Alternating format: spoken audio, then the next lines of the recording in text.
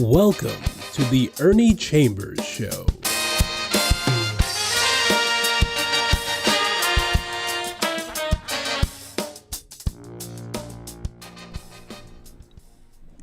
Brothers, sisters, friends, enemies, and fools. There are some fools out there, just like there are some of the others in that catalog. What I'm going to do is go back in history, not far, but just to show that a leopard does not change its spots, that the Jewish state does not change its viciousness, and that history can seem to be cyclical, like a cycle, repeat itself.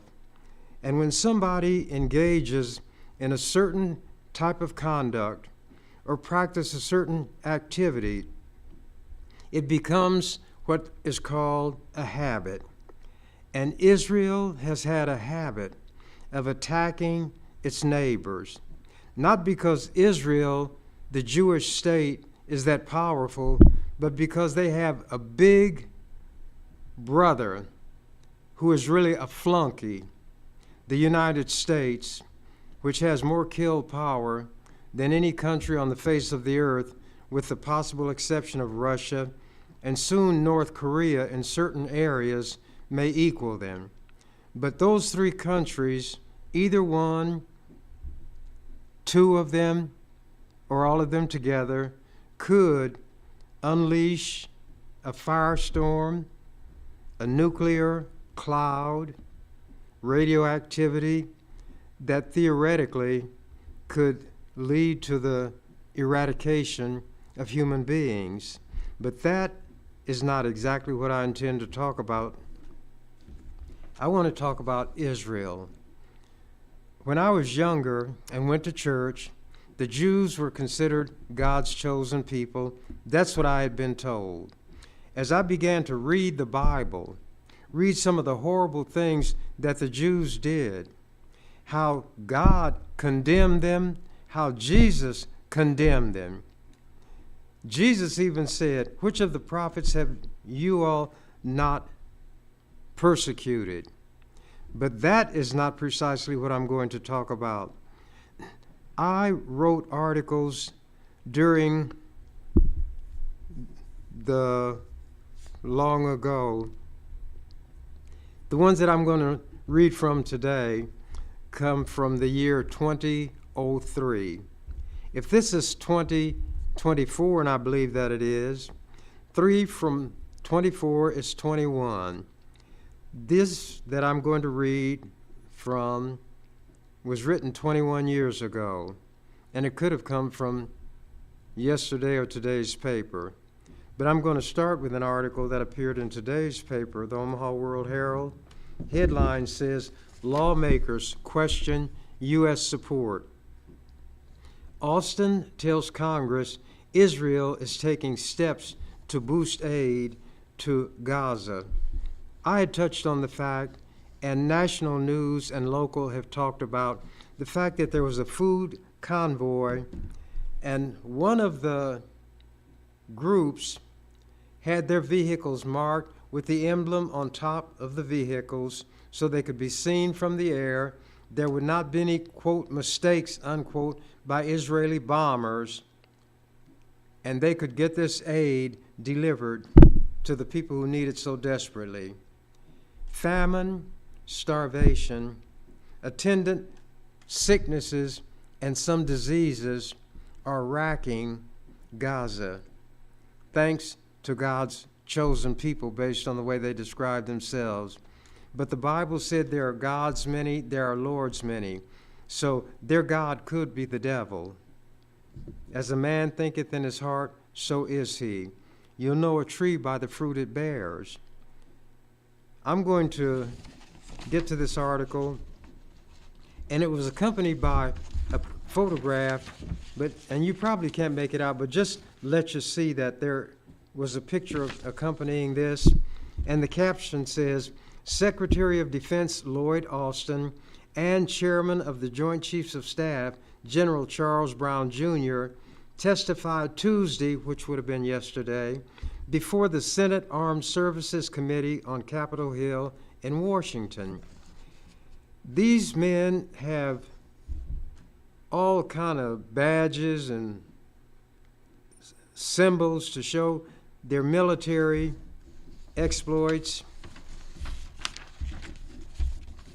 but there were some questions. Austin tells Congress Israel is taking steps to boost aid to Gaza. This is from an Associated Press release, which the World Herald printed. Washington. Defense Secretary Lloyd Austin told the Congress Tuesday that pressure on Israel to improve the flow of humanitarian aid into Gaza appears to be working, but he said more must be done, and it remains to be seen if the improvement will continue. Quote, "It clearly had an effect. We have seen changes in behavior, and we have seen more humanitarian assistance being pushed into Gaza," unquote, Austin said in a Senate Armed Services Committee hearing. Quote, "Hopefully that trend will continue," unquote. All America has to do is tell Israel what to do, and it will be done. But when you slide away from what you ought to do, the one that you're dealing with will see you as a slip and a slider and will take as much leeway as you give. Continuing, protesters interrupted the session several times by shouting at Austin to stop sending weapons to Israel. Quote, "Stop the genocide," unquote, they said, as they lifted their hands, stained in red, in the air. A number of senators also decried the civilian casualties, saying the administration needs to do more to press Israel to protect the Gaza Strip's population of 2.3 million people. Many are not just hungry. They're facing starvation, and famine is waiting in the wings. Austin said he spoke with his Israeli counterpart, Defense Minister Yoav Gallant, on Monday, and that he repeated U.S. insistence that Israel must move civilians out of combat zones in Gaza and properly care for them. There shouldn't be any combat zones in Gaza. When you have over 3 million people in that small amount of land, there's no way that you can drop 2,000-pound bombs, use artillery, tank fire without killing civilians, because civilians are everywhere. It would be like this represents Gaza, and the people from this area where the attack started continued to move in this direction until they're all clustered down here. And when bombs are dropped and this heavy artillery is used, there is no way that anything can happen other than the killing of large numbers of civilians. The Jews know it, and they intend to do it. That which is foreseeable under the law is intended. Israel intends to kill civilians. Not only did they learn well from the Nazis, they are excelling what the Nazis did. Austin and Joint Chiefs Chairman General Charles Brown Jr. testified on Capitol Hill about the Pentagon's $850 billion budget for 2025. But the hearing offered the first chance for lawmakers on both sides to question the Pentagon's top civilian and military leadership on the administration's Israeli strategy following the Israeli military's deadly strike on World Central Kitchen humanitarian aid workers in Gaza. And they knew what they were doing. There were, I think, about 7 vehicles. They were spaced many yards apart so that it would be clear that this was a convoy.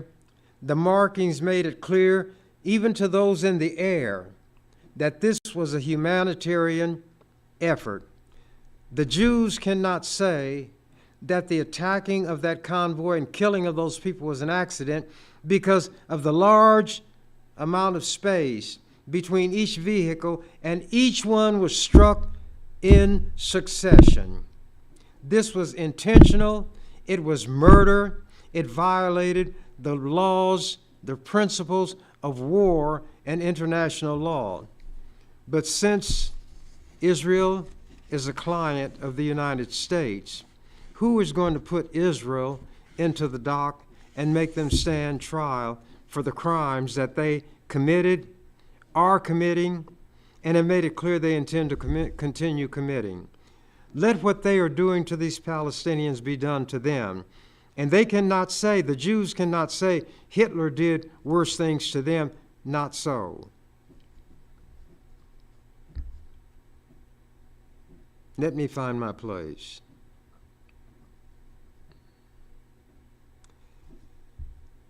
But the hearing offered the first chance for lawmakers on both sides to question the Pentagon's top civilian and military leadership on the administration's Israel strategy following the Israeli military's deadly strike on World Central Kitchen humanitarian aid workers in Gaza. That strike also led to a shift in tone from President Joe Biden on how Israel must protect civilian life in Gaza, and drove dozens of House Democrats, including former House Speaker Nancy Pelosi, to call on Biden to halt weapons transfers to Israel. Half the population of Gaza is starving and on the brink of famine due to Israel's blockades. Israel in recent days took initial steps to increase the flow of humanitarian aid into Gaza. In a call Friday, Biden told Israeli Prime Minister Benjamin Netanyahu that future U.S. support for the war in Gaza depends on Israel taking more action to protect civilians and aid workers. Bull. There doesn't need to be a war in Gaza. There is not a war. There is a massacre. Netanyahu knows that Bush, they all run together in my mind, knows that Biden is a paper tiger. His bark, which is roo, roo, roo, is worse than his bite because he has no teeth. And Biden has said he'll continue sending these bombs, the missiles, the artillery to Israel, and the only thing they're going to be used for is to kill Palestinians. This is like something that may never have been witnessed in history on this scale. And it's under the auspices of what is supposed to be the most enlightened country on the face of the earth. And if America fits that description, or that description fits America, the earth and its people are in awfully bad shape. At the hearing, Austin also said the military is moving ahead with plans to build a pier off the Gaza coast to increase the delivery of humanitarian aid. Here is the big United States, and they've got to get Israel's permission to do anything. And now Israel is about to pull the trigger, perhaps on the beginning of a world war, by attacking a consulate where they knew Iranian diplomats would be, and there were some deaths. So Israel is provoking something because they know that they pop their finger and the boot-licking United States will come running. This is from an article that I put in the Omaha Star 21 years ago. March 27th, 2003. US/UK/Israel Axis International Outlawry. UK stands for United Kingdom, Britain, England, Scotland, Ireland, and all the other little things that are part of it. Under Bush unilateralism, the world is less safe, personal security is less, confidence in the future is less. Outlawry is defiance of the law. In this case, the US/UK/Israel axis is in defiance of the UN Charter and international law. By spitting in the face of the international community pursuant to its national security strategy, unilateralism, the United States isolates and brands itself a rogue nation. For example, Defense Secretary Donald Rumsfeld personifies U.S. arrogance and nose-thumbing by insulting France and Germany dismissively as old Europe, for refusing to mindlessly obey U.S. dictates to behave as stupidly as George Bush and the claque of racist white men and Zionist Jews surrounding him. NATO and the UN have been contemptuously dismissed as irrelevant for the same reason. When the UN goes along with U.S. wishes, it is the world's greatest organization whose integrity commands respect.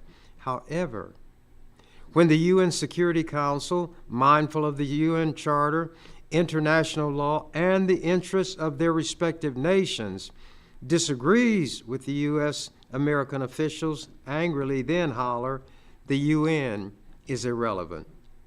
The casualties so far of U.S. unilateralism are Iraq, the UN, United States, Europe relations, Arab regimes cooperating with the Axis.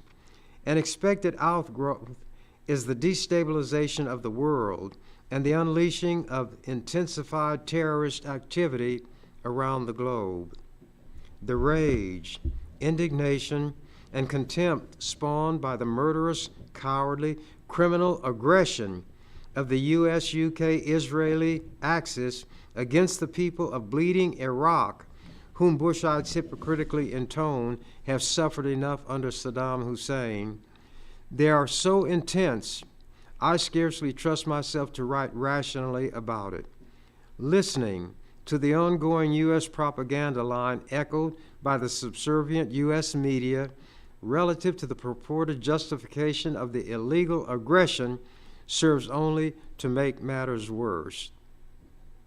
Clearly, the U.S. is a rogue, killer nation, thumbing its nose at international law and the world community. Notwithstanding Bush's preposterous claim that the invasion, and this is about Iraq, that night they attacked Iraq with the bombers.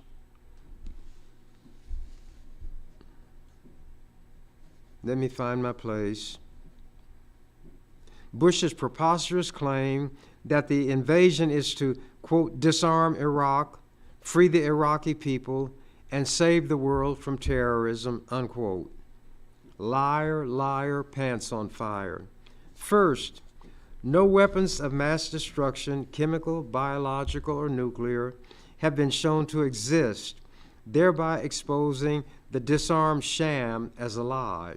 Second, even the CIA has found no evidence that Iraq has been trained, has bred, trained, or exported terrorists.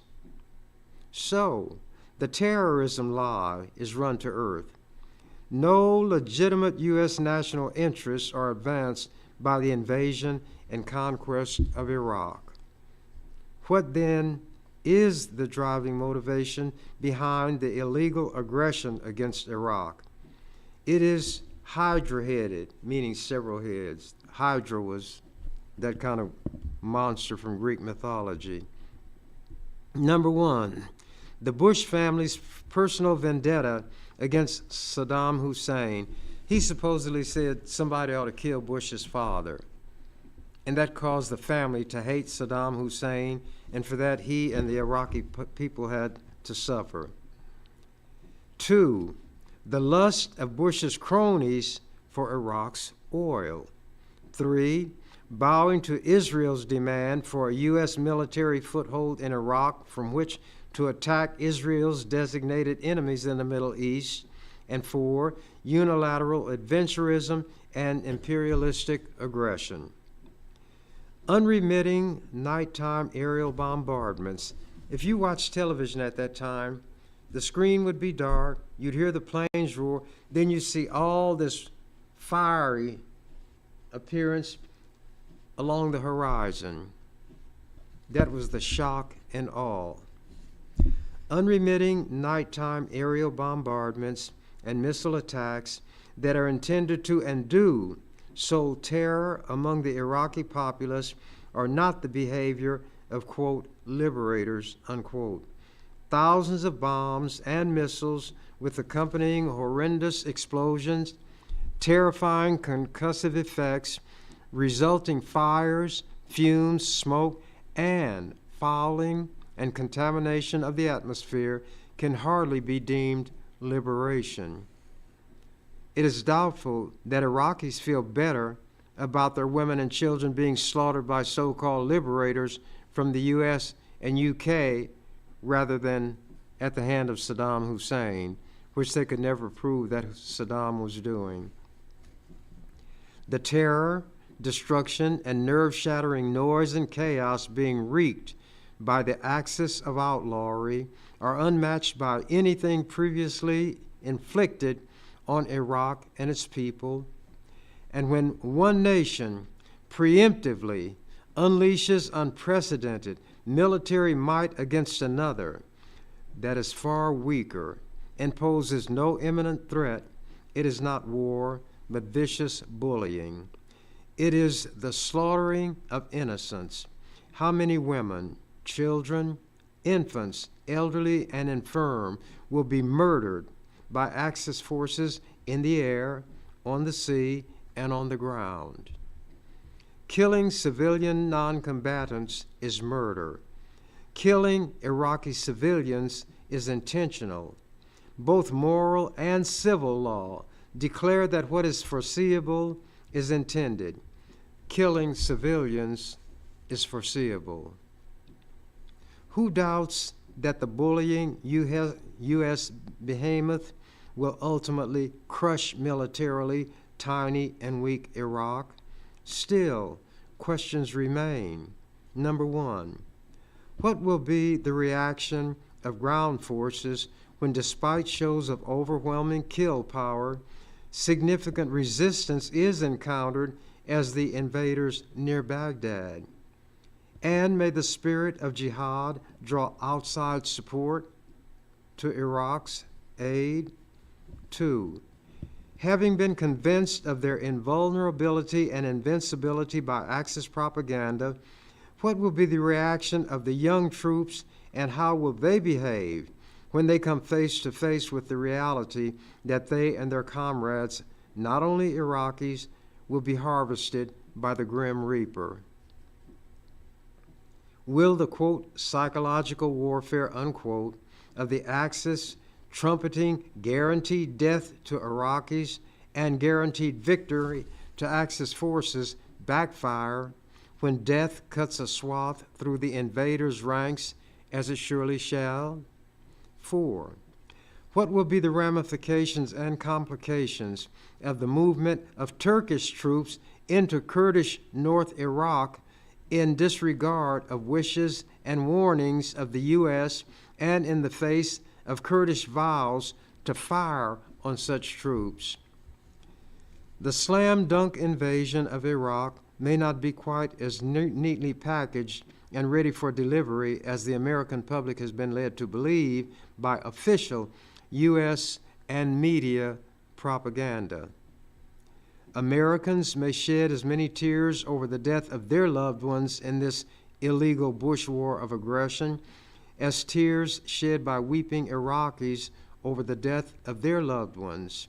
In the meantime, Bush and his advisors enjoy the safe, snug comfort of their safe houses and the dinners and other social diversions available to the elites who cheerfully send other people's children to their death in an unworthy cause.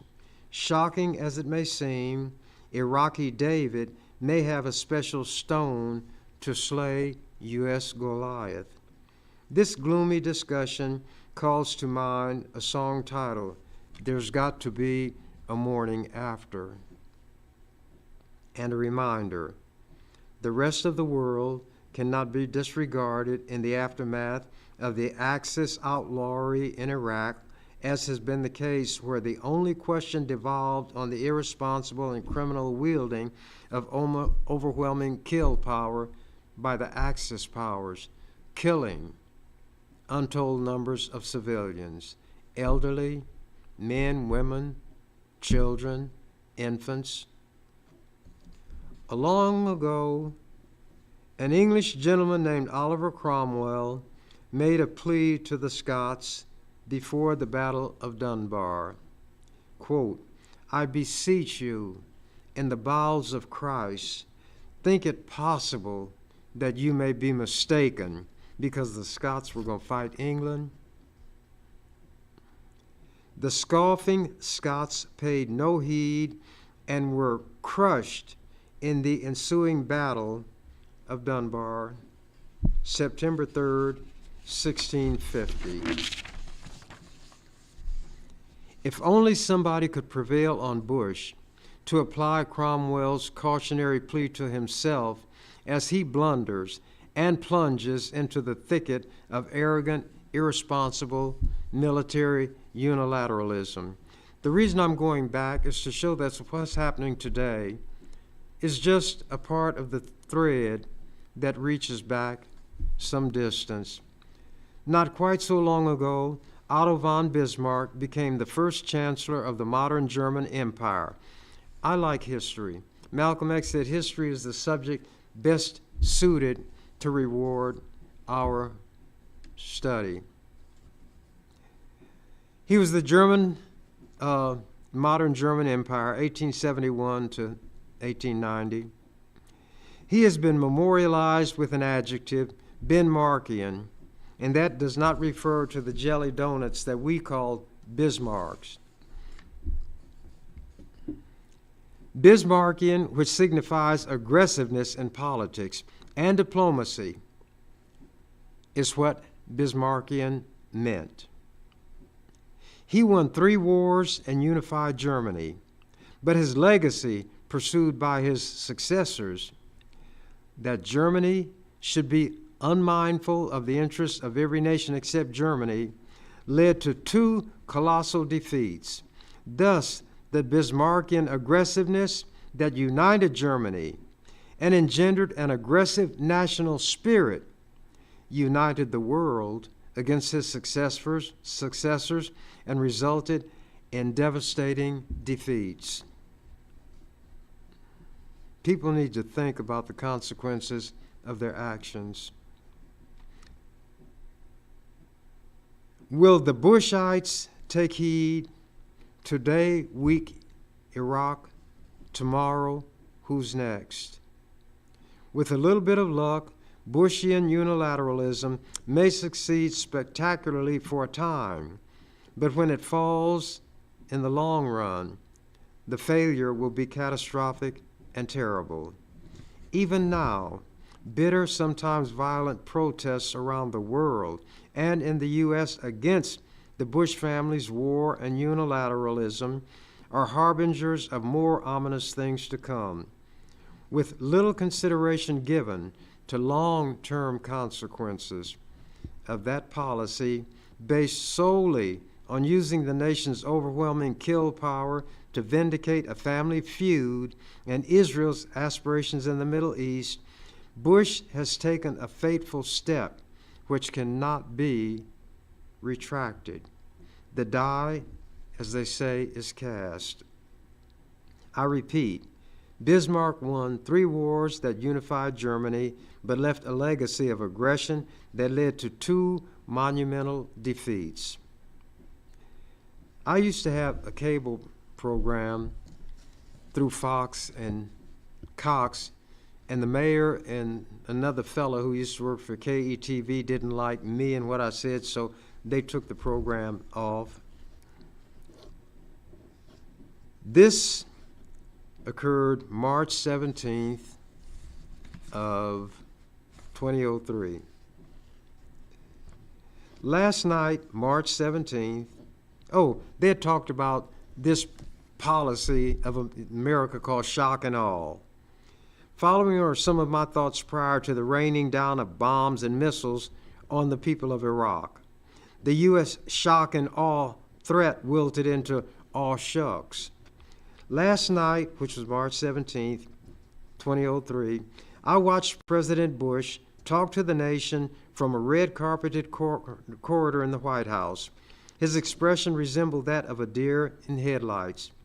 His weasel eyes had a staring, glittering aspect that made him appear to be either on drugs or lost in that fanatical fog of religious zealots. He has said God talks to him and tells him what to do. Such a delusion creates a dangerous, deadly combination when joined to U.S. kill power. Bush billed his speech, quote, the moment of truth.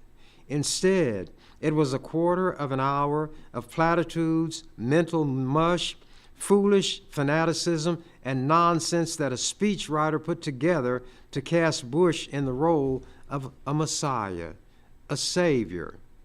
As I watched that speech, it struck me as the most bizarre public spectacle I ever had witnessed. It was sheer madness. It was more like a parody, a caricature produced by Saturday Night Live than a real president with the power to destabilize the entire world. But there stood old Weasel Eye in the flesh, engaging in a towering bit of nonsense. He fell into the mode of old Western movies.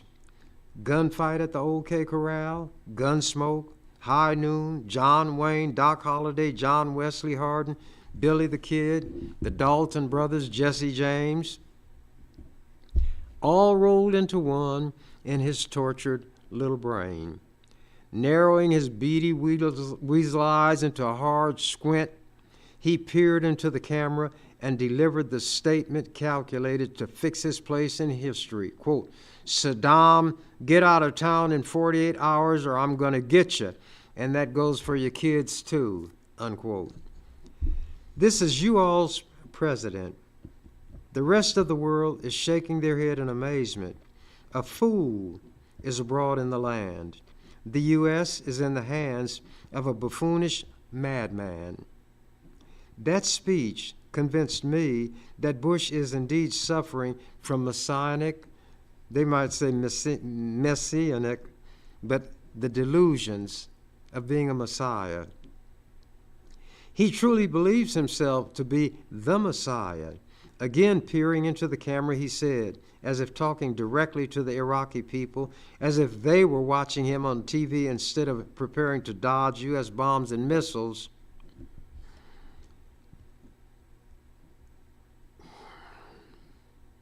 your suffering is at an end. Your deliverance is at hand, unquote. So Jesus-like, in the part of his vacant mind that may be operational, he probably saw himself wrapped in a robe like Jesus, wore sporting sandals, and saving the world while bringing death, carnage, and destruction.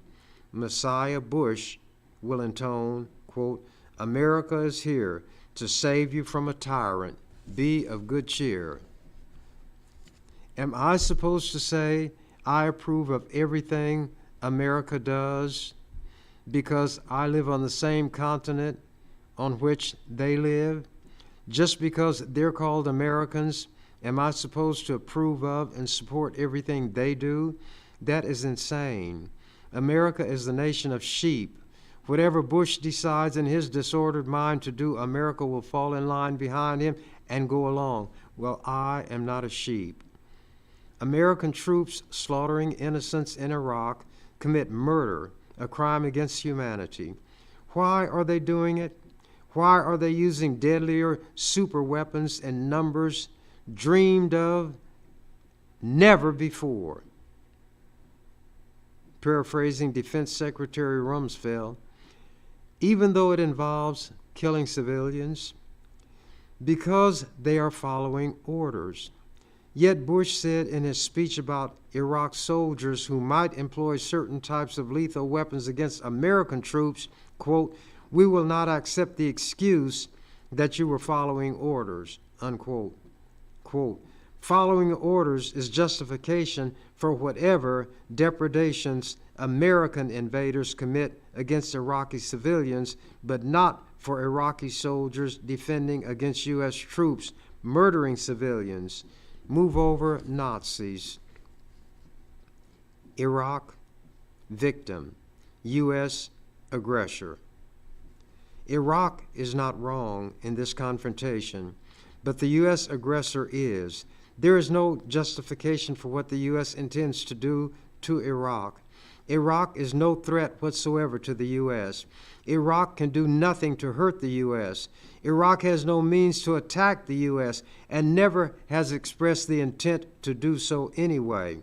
Iraq cannot menace the U.S.'s survival. Under principles of what is called a just war, no basis exists for the U.S. to attack Iraq. An attack is unlawful aggression, pure and simple, in violation of the laws of war. The only reason Bush and his ilk will not be tried as war criminals is because of U.S. kill power.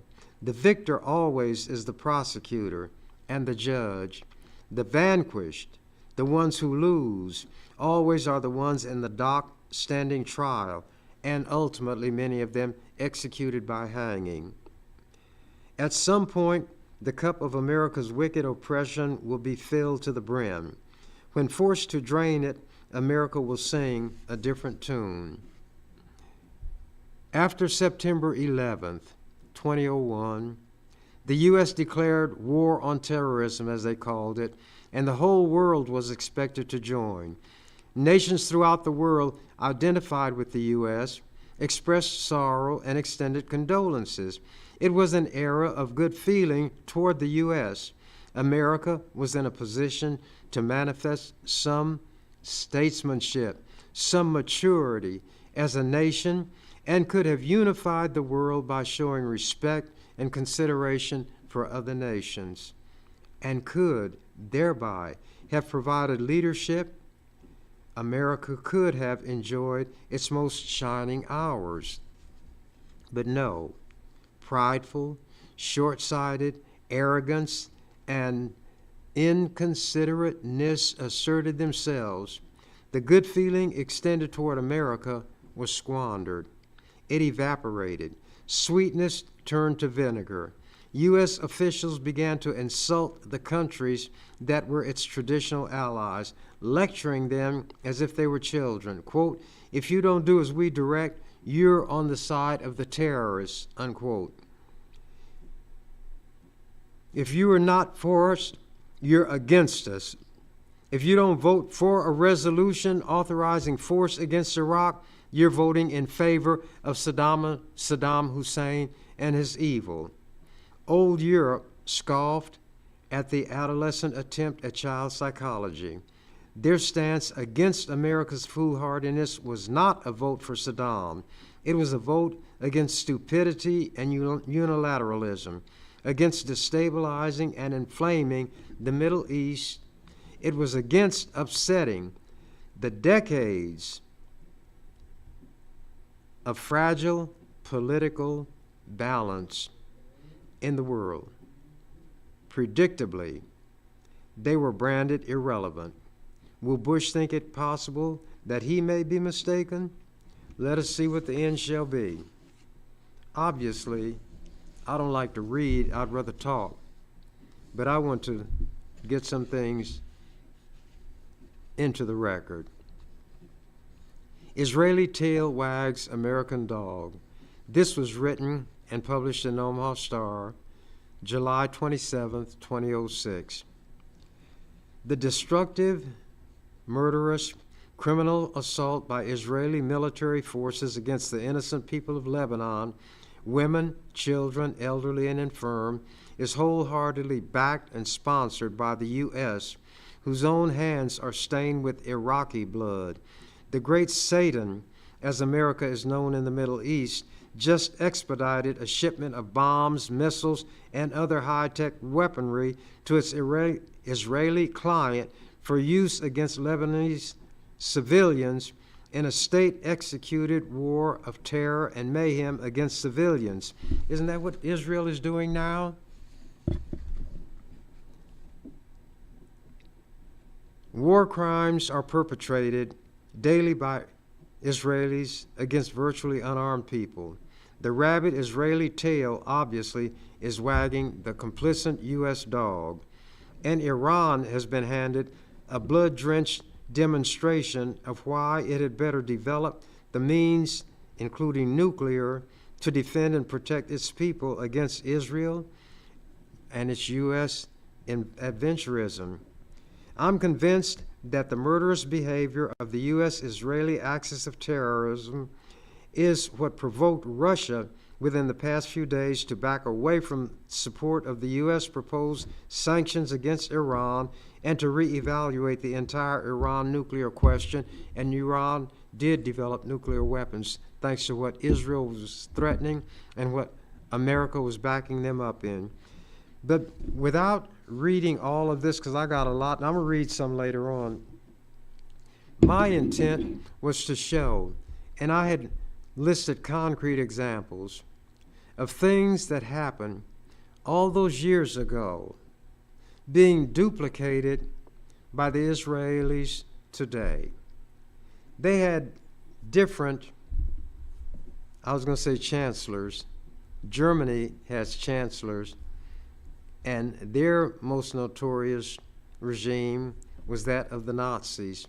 Israel has had different prime ministers, Sharon and some of the others, and some of them were as vicious in their own way as the Nazis had been toward Jews, Eastern Europeans, gypsies, and Russian prisoners when they were taken captive. And some of the Russian prisoners were shot down in broad daylight in the streets. For some reason, the Israelis really hated them.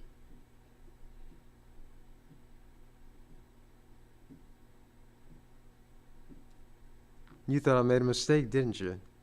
The Nazis had the Russian prisoners and shot them down in front of the German populace, and other things were done by Hitler which made it impossible for the German populace to say, when the Nazi regime was obliterated, that they didn't know what was going on. They didn't know there were concentration camps. They did not know that there were extermination camps.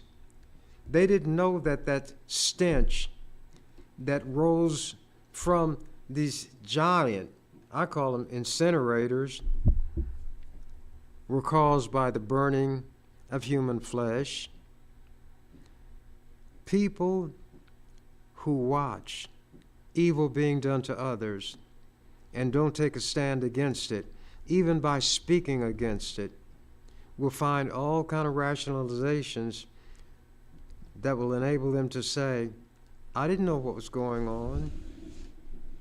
When they saw the Germans transporting truckloads and train loads of Jews somewhere, and the Jews never came back, and what were called rumors were flying everywhere, and survivors of Jewish families who managed not to be home when everybody else was taken, and they had gotten information about what was happening and were trying to spread the word.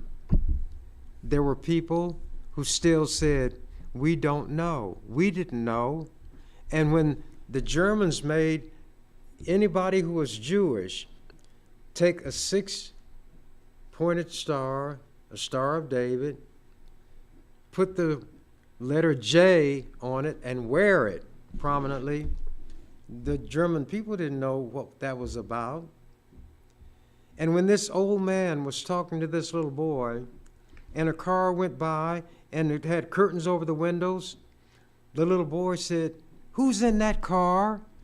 And the old man said, "A man is in that car who said he talked to a person who saw and talked to Hitler." It was almost as though Hitler didn't exist. There was a point that I'm unable to make by reading this, by saying what I'm saying, no matter what, because people have their minds made up on what direction they're going to go. The point is that we should not sit by and watch other people mistreated and abused when we can say something, when we can do something to prevent it. If white people see rogue cops messing over black people, poor people, Latinos, they should say something. I read an article about this Latina woman who had a $10 million bond put on her because they said she provoked a fight between two men, and her bond was several hundred times the bond of the man who actually committed the killing during the fight.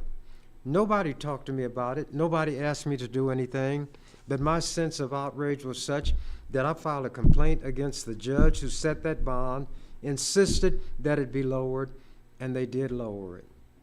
Not miraculously. When you're learning something, they say learn the ABCs. I reverse that to the CBAs. If you have an idea that's worthwhile, conceive it, C. Believe it, B. Achieve it. That's CBA rather than ABC. And all things come to an end. And my time here today is coming to an end. I must acknowledge that I did not get into the items I wanted to read. As I was reading, my mind was racing to other things that I would rather say, but I had promised to read.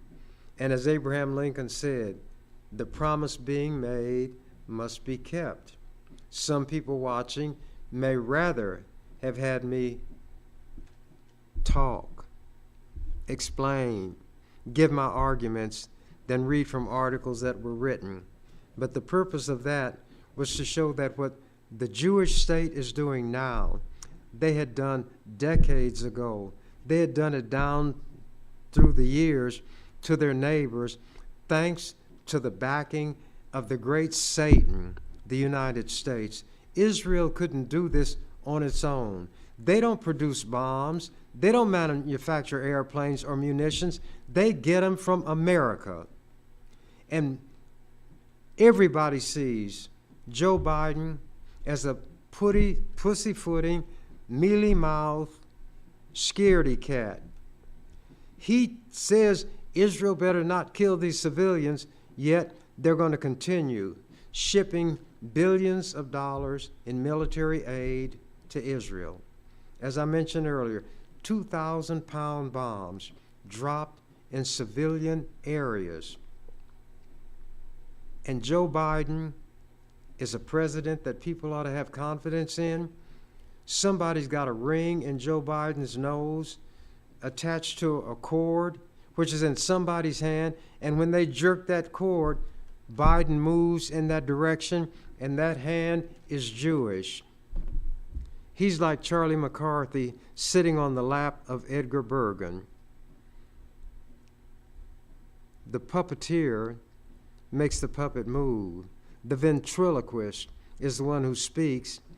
The puppet, the dummy, the mouth moves, but the words are those of the ventriloquist. Israel is the ventriloquist. They allow Biden to say whatever he wants to say. But then when they tell him, when Biden tells Netanyahu, you better not do this, Netanyahu shakes her finger and says, you better remember who you're talking to. So you tone that down. But whatever you do, don't make the threat to withhold aid of a military nature. There are people on both sides of the aisle, as they say in Congress, Democrats, Republicans, in the House and in the Senate, who don't want aid of a military nature to go to Israel. But Biden, being the pussyfooter that he is going to send that aid.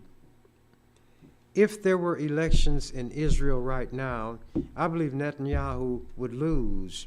So he doesn't want elections. He is under criminal charges right now in Israel for influence peddling and other misuses of office. This so-called war, which is really a slaughter, is a God-sent, a Jehovah-sent rescue for him. He wants to keep the killing going to divert attention from what he has done. If elections occurred, I say again, he would lose. Israelis are conducting demonstrations. Tens of thousands of people, it looks like, are in the streets. There are Israeli hostages that are claimed to be in the hands of Hamas. The relatives of those people are crying out saying, we want our relatives. Others, we want our friends. Others, we want our countrymen to be released. And we don't like this killing of civilians in the name of Zionism, in the name of Judaism. I am not one who will say that the Jews are getting what they deserve, because not all Jews are involved in what is happening. The ones who are responsible are the ones who drop the bombs, who pull the triggers, who do the killing. But because human beings tend to generalize and lump together, you'll hear that expression, the Jews, as though it's one entity. And I say again, if you have a Jewish friend, keep that person as your friend as long as he or she has done nothing to break the friendship. But don't fault that person for what's happening at the hands of the Israeli government. That person may be more opposed to it than some people in this country because they know it is a reflection on them and everything they believe in. And they wish that such a thing were not so. I don't know how much time I may have, but I'm going to presume that I've said enough, and a wise man knows when the time has come to maintain silence. So with that, I'll say au revoir. You've been watching The Ernie Chambers Show. If you'd like to leave suggestions, email us at ewcfacts@gmail.com. That's ewcfacts@gmail.com. This is an EWC Communications production.